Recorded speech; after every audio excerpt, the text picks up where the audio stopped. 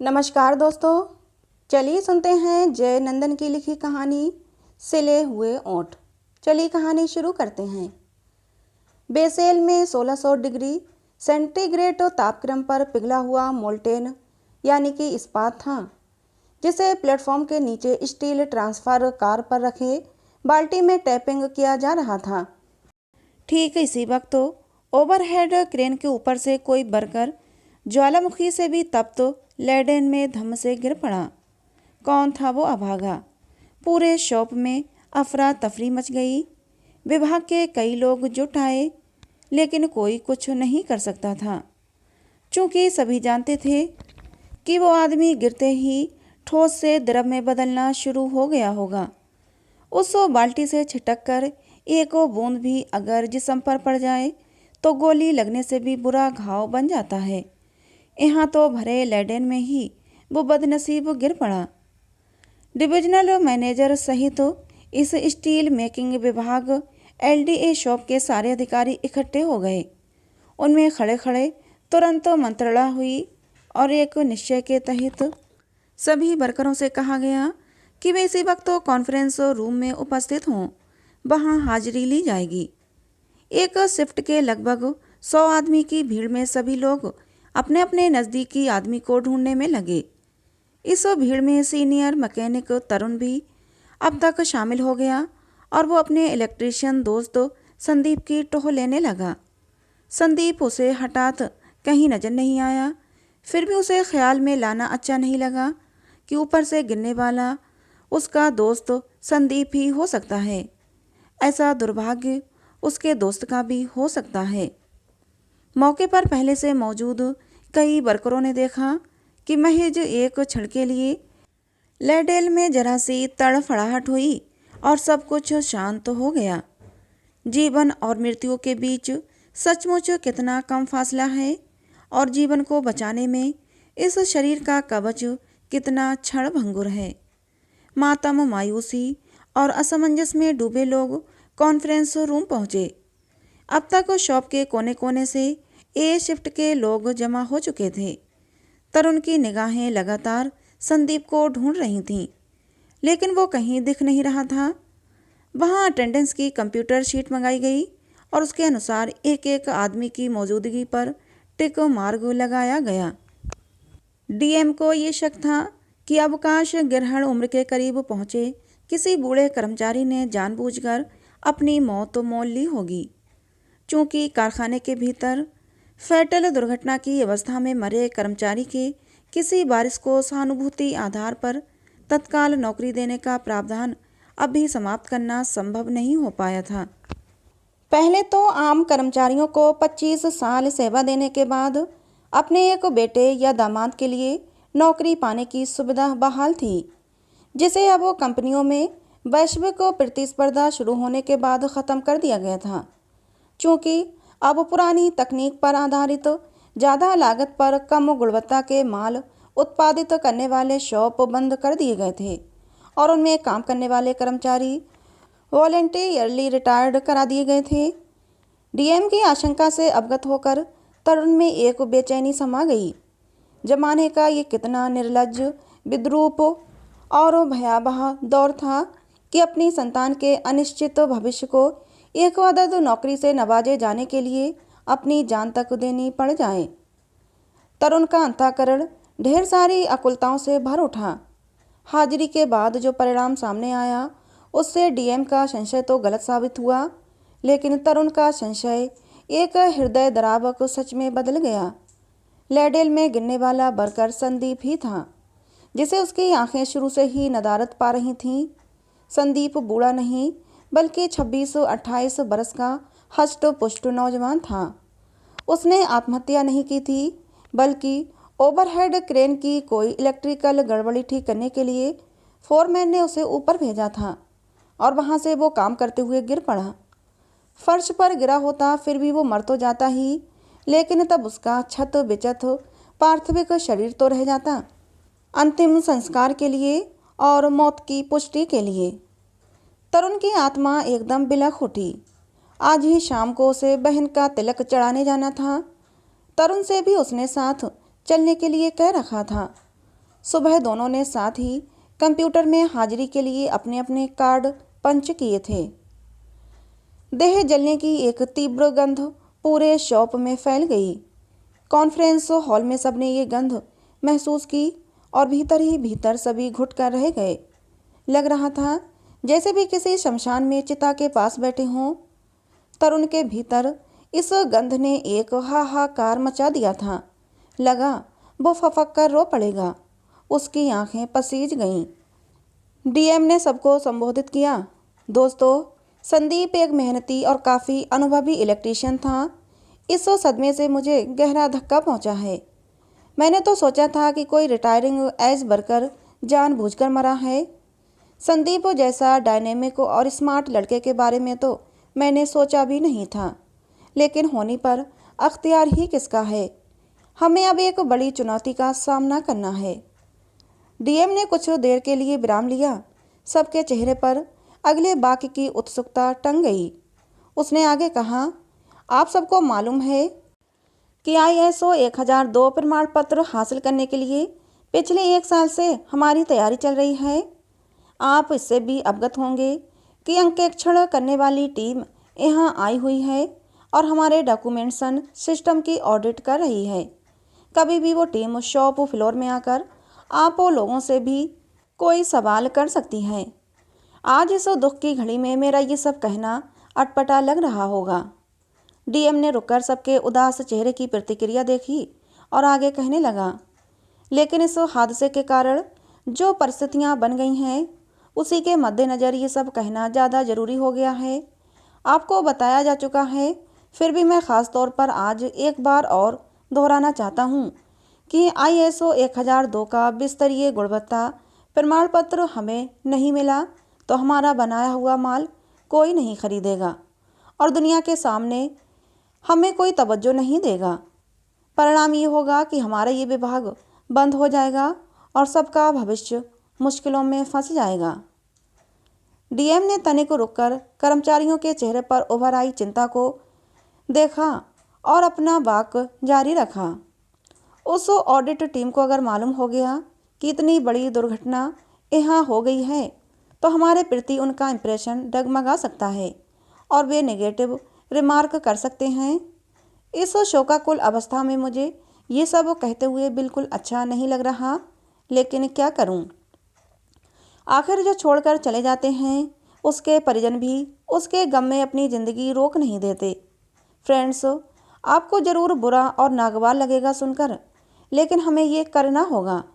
संदीप की मौत की खबर हमें अपने सीने में ही दफन कर देनी होगी। हमें छाती पर पत्थर रखकर ये कहना होगा कि यहाँ कोई ऐसी अप्रिय घटना नहीं हुई। संदीप को आज हम अनुपस्थित दिखा देंगे। आपको अपने और अपने परिवार की परवरिश के लिए भूल जाना होगा कि आपने यहाँ कोई हादसा होते देखा है। कुछ देर गहरी खामोशी छाई रही, जैसे काली अंधेरी रात की भयानक नीरवता उतर आई हो। तरुण रोक नहीं पाया स्वयं को और कह उठा, ऐसा कैसे हो सकता है सर? वो अपनी कुर्सी से खड़ा हो गया था। उसकी आंखें आंसुओं से डबडबा गईं। सुबह संदीप मेरे साथ ही आया था ड्यूटी। आज शाम उसे बरसों से विवाह की प्रतीक्षा कर रही बहन के लिए तिलक चढ़ाने जाना था। उसके माँ बाप को ये तो पता होना चाहिए कि उसके लाडले बेटे की ड्यूटी इतनी लंबी हो गई है कि वो अब कभी घर वापस नहीं आएगा। मुझसे ही वे पूछने आएंगे। मैं कैसे उनसे झूठ बोल सकूंगा सर? बोलते बोलते तरुण का बिलखना जोर पकड़ गया। डिविजनल मैनेजर ने हमदर्दी जताकर सांत्वना देने का ढोंग करते हुए तरुण को एक ऑफिसर के साथ अपने चैम्बर में भिजवा दिया। अफसोस की मुद्रा में देखते हुए उसने फिर कहा, मैं तरुण की भावना समझ सकता हूँ, लेकिन हमें इस मौके पर प्रैक्टिकल होना ही पड़ेगा।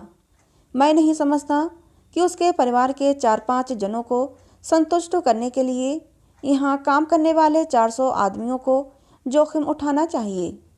इसलिए ये मेरा अंतिम फैसला है कि आप में से किसी के मुंह से किसी के भी सामने ये नहीं निकलना चाहिए कि आपने यहाँ कोई दुर्घटना देखी है।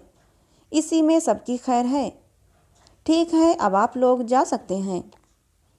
जब सभी वहाँ से चलने लगे तो ऐसा लगा कि हर एक के माथे पर धर्म संकट का एक पहाड़ लद गया है जिसे बहुत दूर और देर तक ढोना आसान नहीं है। उन्हें यह भी लगा कि डीएम के कहने के लहजे में सिर्फ परामर्श नहीं, आदेश भी है, जिसकी अवहेलना करने पर वे अनुशासनात्मक कार्रवाई के तहत सख्ती भी बरत सकते हैं। डीएम ने तरुण को अपने ठंडे कमरे में बैठाकर ठंडा पानी पिलवाया और उसके जज्बात की कद्र करते हुए भंगिमा दिखाकर समझाने की कसरत शुरू कर दी। तरुण, मैं जानता हूँ कि संदीप तुम्हारा बहुत ही अच्छा दोस्त था। तुम्हारे लिए मुश्किल है उसकी मौत को पचा लेना, लेकिन तुम पढ़े लिखे एक होशियार आदमी हो। कंपनी और सभी कर्मचारियों के हितों को देखते हुए तुम्हें अपने आप पर काबू रखना होगा। मुझे कुछ मत कहिए सर, मुझे कुछ मत कहिए। इस समय मैं कुछ भी सुनने की स्थिति में नहीं हूँ। तरुण अश्रु बेहल बेचैनी के साथ कमरे से बाहर निकल आया और स्टील ट्रांसफर कार के पास, जिस पर संदीप की चिता बना हुआ वो लैडेल रखा था, जाकर खड़ा हो गया। उसकी आंखें ठहर गईं। खौलते हुए लाल द्रव पर शरीर जलने की एक तेज गंध अब भी बाल्टी से बाहर निकल रही थी। उसका क्रंदन कर रहा अंतःकरण पूछने लगा, संदीप मेरे दोस्त, मरने की ये कौन सी शैली हुई यार? लोग बड़े बड़े हादसों में दबकर कुचलकर कटकर मर जाते हैं, लाशें विकृत हो जाती हैं, टुकड़ों में बट जाती हैं, लेकिन तुम्हारी ये मौत तो ऐसी मौत है जिसमें लाश निकली ही नहीं, कहीं है ही नहीं तुम्हारा पार्थिव शरीर। ऐसी मौत तो कभी नहीं देखी, ना ही सुनी गई यार। सबकी आंखों के सामने तुम मौत के मुंह में गए, फिर भी सबको असहाय कर गए।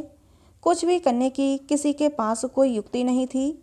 सबके सामने निकले तुम्हारे प्राण, फिर भी किसी को पता नहीं कि तुम्हारी अस्थि कहाँ है, तुम्हारा धड़ कहाँ है, तुम्हारा शारीरिक ढांचा कहाँ है।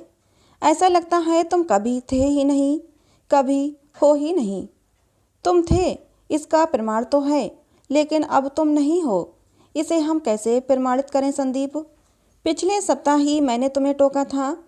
संदीप, कोई छोटा मोटा नुक्स भी हो तो बिजली ऐसी खतरनाक चीज़ है जिससे इतना ऊपर चढ़कर अकेले कभी छेड़छाड़ नहीं करनी चाहिए। मेंटेनेंस के लिए दो आदमी के साथ एक का चलना यूं ही नहीं बना दिया गया है। तुमने कहा था सिर्फ वो पैनल में कोई ओवरलोड स्विच ट्रिप कर जाता है यार।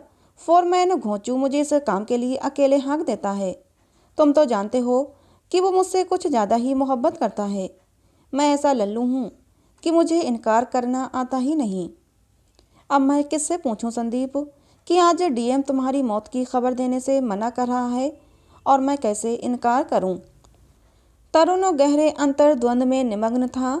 तभी अचानक उसे कंधे पर एक सांत्वना भरा स्पर्श महसूस हुआ। वो उसका एक करीबी दोस्त केतन था।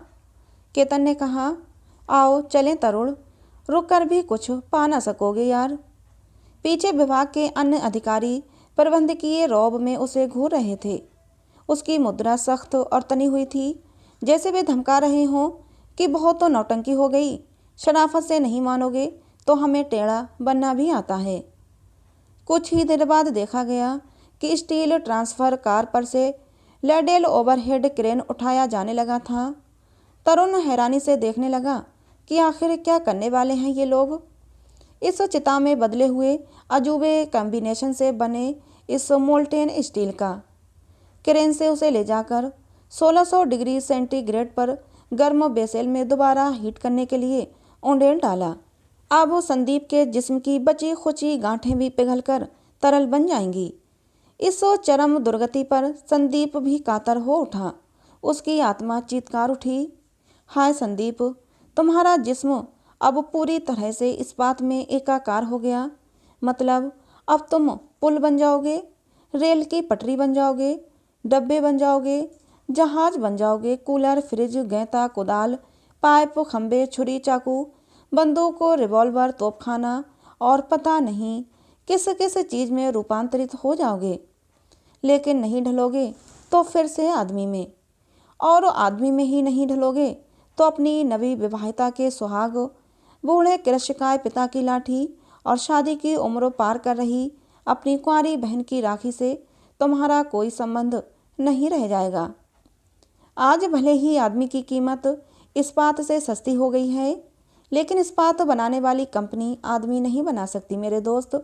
जबकि आदमी ही हजारों लाखों मिलियन टन इस्पात बनाता है और बनाता चला जाएगा। केतन ने तरुण की पीठ थपथपाई। चलो तरुण, घर चलें, अब संदीप कहीं नहीं है। लेकिन केतन, संदीप यहाँ था सुबह से इसी जगह। कोई साक्ष्य अब नहीं है उसके यहाँ होने का।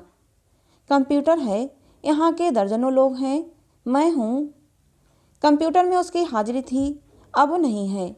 लोगों ने उसे देखा था, अब वे अनदेखे हो गए हैं।